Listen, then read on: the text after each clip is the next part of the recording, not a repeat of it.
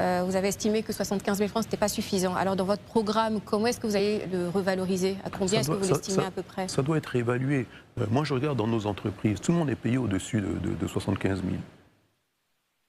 Donc, quand on fixe le SMIC à 75 000, regardez le coût de la vie à Abidjan.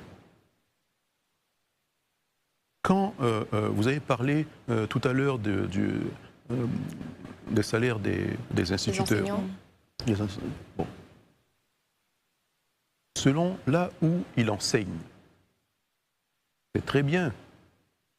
S'il est dans une petite bourgade à l'intérieur du pays où il paye 25 000 francs de loyer, c'est parfait. Mais à Abidjan, ça risque d'être compliqué pour lui. Mais finalement, à combien est-ce que, selon vous, le SMIC doit être plafonné, par exemple?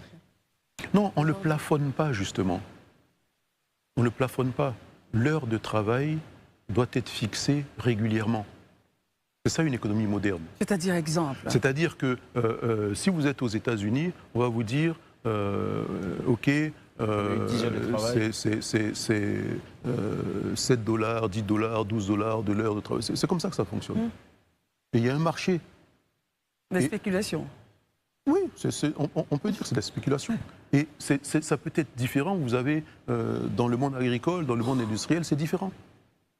Mais vous ne pouvez pas rester là, statique, en disant combien de personnes avec un SMIC à 75 000 payent leur personnel de maison à 75 000 par mois. Si vous regardez même